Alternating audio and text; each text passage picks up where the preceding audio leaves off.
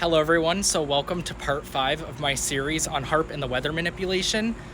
Today I'm going to be covering the rapid intensification devices that are used for the hurricanes. I'm also going to get into the tower and a little bit how that connects to the satellites and all that. I can't say that word on here.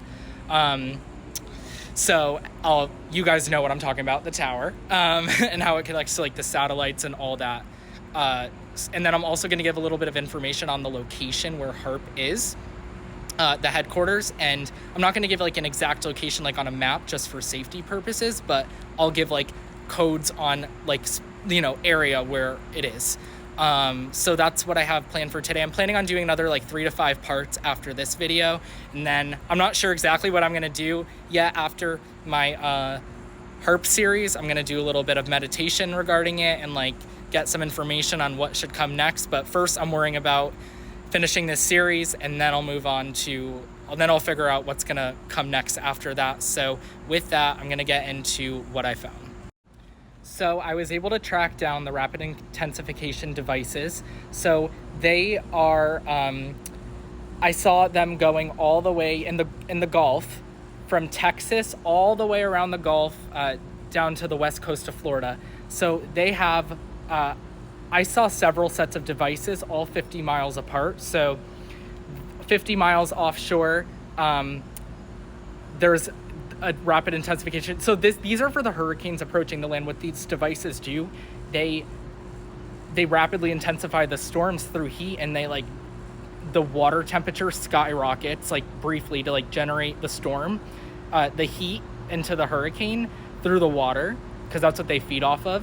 And also just like sends a lot of heat upward, these devices in the water. That's why rapid intensification. So there's the strongest ones are 50 miles offshore, and then there's more 100 miles offshore of the coast, offshore of the US, all the way from Texas around to Florida. So it goes 50 miles, 100 miles, 150, 200, 250, 300. So between 50 and 300 miles, every 50 miles, there's a device, and that device does the rapid intensification as it's heading towards land. They want it as strong as possible before hitting land. So that's why they are using these rapid intensification devices that were installed in 2017. So I found that wild because I was able to track them down, remote viewing, all the way around the coast from Texas to Florida. So that's why the rapid intensifications have been significant, especially since 2017. And then I was able to track them down off the Atlantic coast of Florida. There's a lot between like Florida and the Turks and Caicos in the Caribbean, so they have them installed out there as well. So I saw like around the Bahamas, and so there's a lot of these devices. I saw that they have rolled out a significant amount of devices over the last 3 to 4 years, especially up the eastern seaboard of the US, because they have been planning for more storms to go up the East Coast and hit the Northeast, or go into the Carolinas or the Mid-Atlantic, or wherever.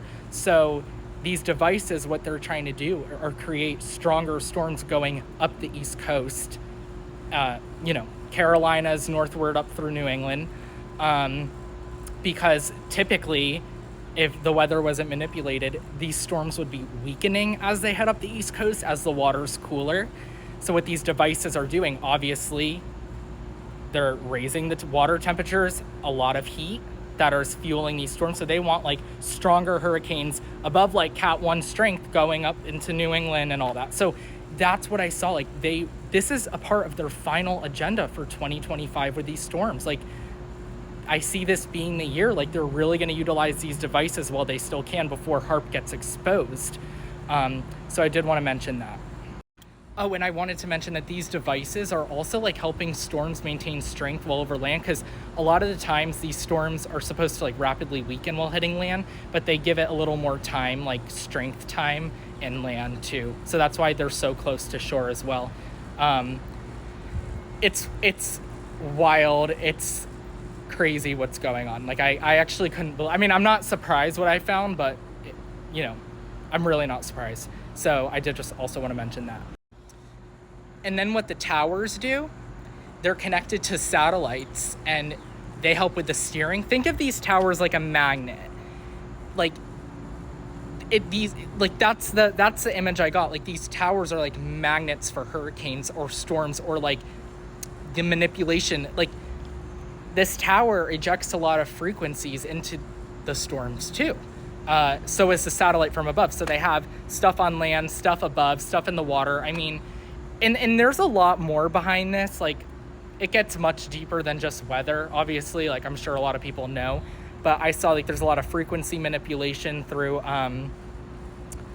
these towers into the storms, and there is a connection. And at the Haarp headquarters, they are able to have full access to every single tower, every single satellite, and every single ocean device where they are doing what they're doing. So I wanted to mention that Haarp, like even just this tower right here where I am, it is visible. Like Haarp probably knows right now that I am doing this video next to a tower, and they're probably freaking out. So yeah, I just also wanted to mention that because I thought that was pretty wild. And then locations of the base. So like I said, I'm not going to give an exact location. I did see a few hundred miles east of the Rocky Mountains. That's all that's all I feel like I'm safe to say at this time. Rural America. And like there's a lot more going on in rural America than what people think. So I haven't gone inside the facility yet, but I did see that it is in close proximity to a military base where they're doing weird, like, I didn't fully go in, but there were a lot of they were doing a lot of extraterrestrial experiments at that base, which I was like, okay, I don't even need to go there. And then it was in a similar area. I've been to a cloning facility before out in that same area. So it's actually located right by the cloning facility, which I'm not even going to get into in this series, obviously. So there's the military base with the weird experiments going on with extraterrestrials and other weird stuff going on. And then there's the cloning headquarters, and then Haarp, all within a few mile radius of one another. So, and it's all blocked off land, like special access type land, but that's what I saw. So I found that was very interesting that they're all together. It's actually wild. Like I can't believe I saw them all together within several mile radius of one another. So that was really interesting. So I'm obviously going to get much more into what I'm going to find there. I'm going to do remote viewing over the next few days. So stay tuned. I'm not even going to go attempt. I've seen that cloning facility before. I'm not even going to attempt the military base. I was just able to see from above. I'm not even going to go in. And then the Haarp facility, I'm going to go in, and I'm also going to scan underground just to make sure underground is clear. I know the underground bases are either the reptilians down there, whatever you want to call them, a lot of them are leaving because they know that they're going to get exposed soon, but some are still around. But the tunnels underground are getting cleared. I'm not even going to get too into the tunnels right now, but I'm just going to scan if there's any underground activity going on as well. I just saw from above, I got the radius, so that's what I'm going to do. So yeah, figure another 3 to 5 parts, and I will see you guys in my next video. So stay tuned, and so much going on. This is all wild information. So I appreciate you guys listening, and I'll see you in the next video.